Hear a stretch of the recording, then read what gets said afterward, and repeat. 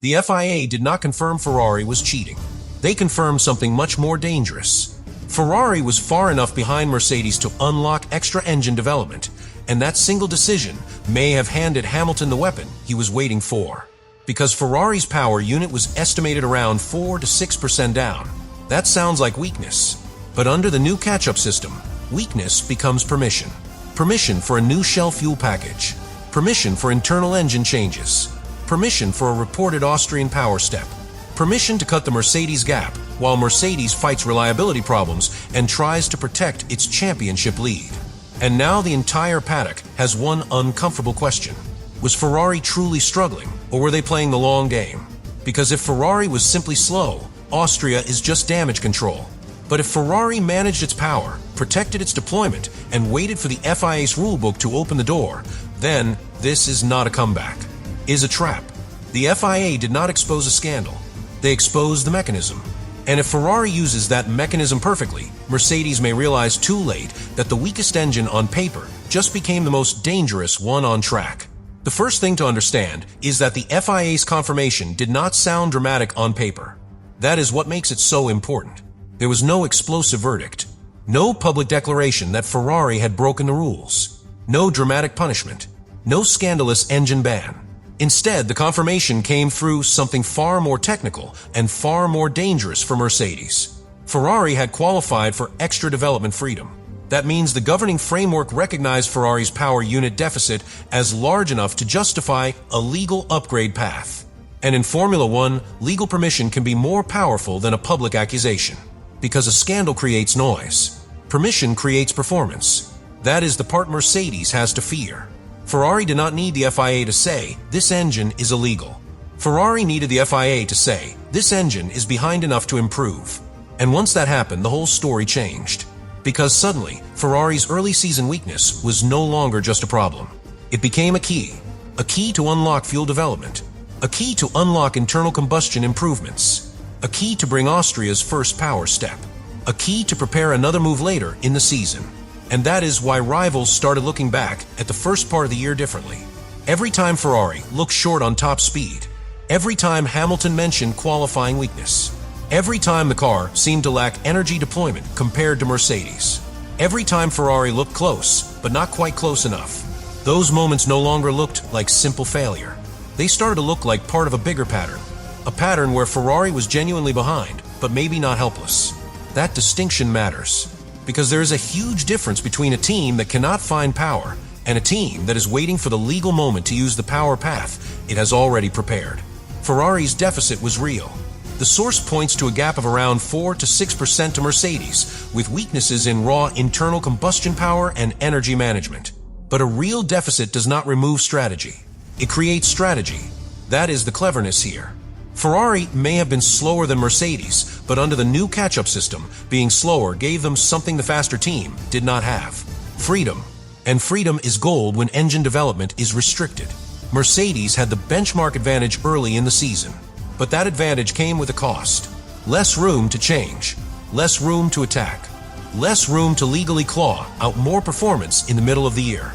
Ferrari, meanwhile, was on the wrong side of the power comparison, and that put them on the right side of the regulation. That is the paradox. The team that looked weaker on track may have gained the stronger development position. And once Austria arrived, that paradox became impossible to ignore. Ferrari brought a new shell fuel chemistry package. They combined it with engine modifications. The reported Austrian step was around 15 horsepower, with the wider upgrade path discussed around a larger total gain across Austria and Monza. And the most important claim was that the Austrian step could cut Ferrari's gap to Mercedes by roughly half. That is the sentence that changes the pressure. Because if you are Mercedes, a rival cutting the gap by half does not need to beat you immediately to become dangerous. It only needs to get close enough to change your decisions. That is where championships start to shift. A comfortable qualifying margin becomes a front-row fight. A straight-line advantage becomes less secure. A race pace cushion becomes thinner. A conservative engine mode becomes harder to justify. A reliability weakness becomes more expensive. And this matters because Mercedes had not been invincible. Fast, yes. Dominant, yes. But not bulletproof. The source points to Mercedes suffering battery-related power unit failures, with Russell and Antonelli affected in costly retirements. That detail matters because it gives Ferrari the opening. If Mercedes were fast and perfectly reliable, Ferrari's upgrade would still matter, but the comeback would be harder. But a fast Mercedes with reliability, pain, is different. That is a leader with pressure points. And Ferrari's engine upgrade is designed to press on those points. If Ferrari closes the power gap, Mercedes cannot simply manage races from a safe distance. It has to keep pushing. If Mercedes keeps pushing, reliability concerns become more dangerous. If Mercedes protects reliability, Ferrari may get closer. That is the trap. And the FIA's confirmation is what made the trap legal. That is why this block is not really about a technical rule. It is about how a rule changes behavior. Mercedes has to behave differently if Ferrari becomes a power threat. Hamilton has to behave differently if he finally has a car close enough to fight. Ferrari strategists can behave differently if straight-line speed is no longer a weakness. Even Antonelli has to behave differently if the Ferrari behind him is no longer waiting for a mistake, but capable of creating one. That is the power of a mid-season engine step. It does not only change the car, it changes the room around the car. It changes the way people speak in debriefs. It changes the risk level. It changes the emotional temperature of a weekend. And it changes how rivals interpret everything Ferrari did before. That is where the suspicion grows. Because if Ferrari always knew the ADUO window would matter, then the early season comments start to sound different. Fred Vasseur had already spoken about the importance of using the opportunity to close the gap. Hamilton had already pointed toward qualifying and energy deployment weaknesses. Ferrari had already been operating like a team waiting for something beyond ordinary chassis development. Now, with the FIA mechanism confirmed, the pieces start to connect. Maybe Ferrari was not just hoping for improvement. Maybe Ferrari had mapped the route, survived the first phase, let the deficit be measured, unlock the development freedom, bring the first engine step at Austria, prepare the second step for later, turn weakness into a timetable. That is ruthless. And Formula One rewards ruthlessness. But here is the uncomfortable part. This does not mean Ferrari faked the entire deficit. That would be too easy, and the source does not prove that. The smarter, more believable version is that Ferrari had a genuine power unit problem, but managed the problem in a way that maximized the benefit of the rules. That is where the gray area lives. Maybe the engine really was down on Mercedes. Maybe the energy recovery really was not as efficient. Maybe the smaller turbo concept really gave Ferrari better response at low speed, but cost top-end speed. All of that can be true, and Ferrari can still choose when to reveal its maximum. How aggressive to be with deployment, how much reliability margin to keep, how much performance to show before the FIA measurements, how loudly to admit the weakness, how patiently to wait for the legal door to open. That is not cheating. That is playing Formula One, and Mercedes knows that better than anyone. Mercedes built years of dominance by understanding the rulebook with frightening precision. They knew how to turn technical interpretation into performance. They knew how to make rivals chase shadows. They knew how to win not only with speed, but with timing, legality, and confidence. Now Ferrari may be using a similar kind of intelligence against them. That is why this story hurts. Because Mercedes cannot simply complain that Ferrari used the rules. The rules allowed it, and the FIA's confirmation makes the path legitimate. Ferrari did not need sympathy. They needed classification. They needed the system to recognize their deficit. Once it did, the first Austrian upgrade became not a desperate experiment, but a legal weapon. That is the difference. A desperate upgrade says, we hope this works. A legal weapon says, the rules have given us the right to strike. And Ferrari struck at a very sensitive moment.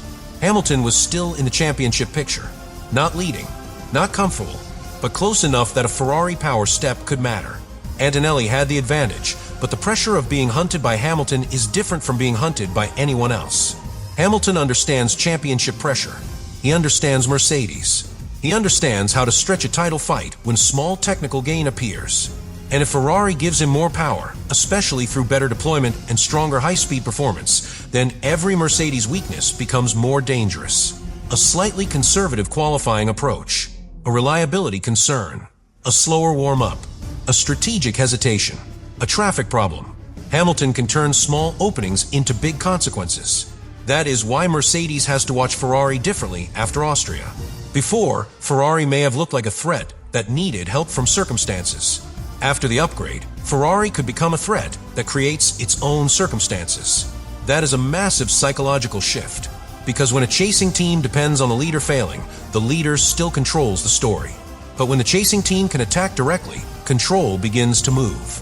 Ferrari wants that. They want Mercedes reacting. They want Antonelli thinking about red cars in his mirrors.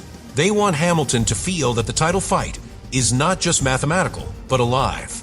And they want the paddock to believe the second half of the season may not belong entirely to Mercedes. That belief is almost as important as the horsepower, because belief changes aggression. A driver who believes the car is improving takes different risks. An engineer who believes the package has direction pushes harder. A strategist who believes the deficit is shrinking becomes bolder. A garage that believes the comeback is real stops managing disappointment and starts hunting. That is what Ferrari needed. And the FIA confirmation gave them the foundation to believe it. But belief alone is dangerous if the upgrade does not deliver. This is the risk Ferrari cannot escape. The entire story now rests on the track. If Austria shows no meaningful improvement, the narrative turns against them. Then the FIA confirmation becomes less like a clever route back and more like proof that Ferrari really was simply behind. If Hamilton cannot close the gap, people will say the upgrade was overhyped. If the deployment weakness remains, people will say the problem is deeper. If a new fuel package does not translate into speed, people will say the long game was not a master plan, just damage control. That is the razor edge Ferrari is walking. The same rule that gives them hope also exposes them. Because once you receive extra development freedom, everyone expects progress. You cannot hide behind the deficit forever. At some point, the weakness has to become performance. That point is Austria. And this is why the Austrian engine is so important. Is not just an upgrade. Is proof of concept. Proof that Ferrari's power unit department can respond. Proof that the Shell fuel package can unlock something real. Proof that the internal combustion changes can reduce the top-end weakness. Proof that the energy management story can move in the right direction.